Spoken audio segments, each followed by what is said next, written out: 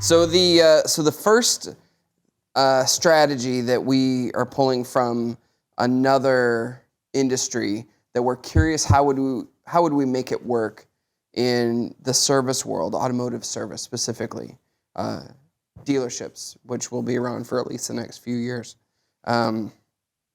is there any way we could incorporate Disney's use of the Fast Pass into service departments? Okay, so would customers pay for expedited service? Fast Pass for service.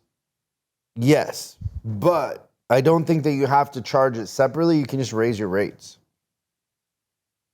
Just because we tried to charge customers for pickup and delivery, and it always became this weird hang up.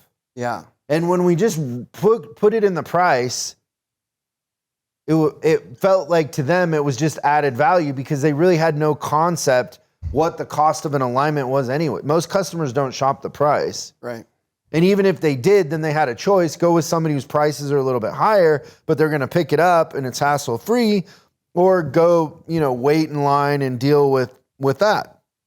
So in our experience, just raising your prices and building it in and using it as added value is more effective. But yes, we can learn from that. But whenever we've charged for the valet, it's harder than if it's just included. Yeah, that's really interesting. I don't know. I feel like there might be a market for someone that would pay to be at the front of the line. Maybe it depends on the brand. Well, like for example, in Illinois, we tried that, right? Land Rover. Yep. Goes all those states. We would go to Indiana. Yeah, right? Indiana. Wisconsin. A ton of customers in Indiana, downtown Chicago, all over the place. When you would charge, nobody would do it. They just always felt weird about it. They would pay it or whatever, but it just was weird when you just said, "Yeah, we're gonna come get it," and then you have it captive, and then you tell them, "Hey, the hours per row on those was like five or 6 and a half, That's right. So if your labor rate is 120 versus 140, it's not that big of a deal to the overall transaction of the Land Rover or whatever it is. Now, you got Brian Benstock with Honda. His average ticket is double what everybody else's is by picking up. So it pays for itself, right? Yeah, for sure. And then just your reach that you're getting, retention, everything like that. Like you're definitely you're at the forefront. But I don't know if it would work in Minnesota.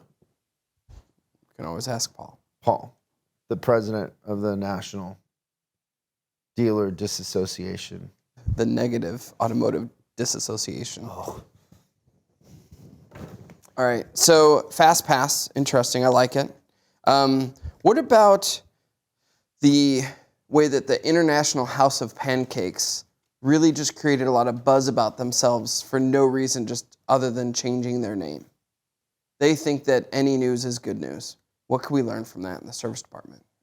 To be topical, have a PR agency and be doing press releases, especially, even online, just having a blog and having your SEO working. Certain media outlets will just pick that up. They're always spidering and looking for new things. And so your local media will pick up those sort of things. Yeah. And so just being topical and announcing what you're doing, even if to us it seems boring, it's interesting to the outside world, especially like, let's say you're hiring and nobody else is, or let's say that you are expanding or doing a remodel.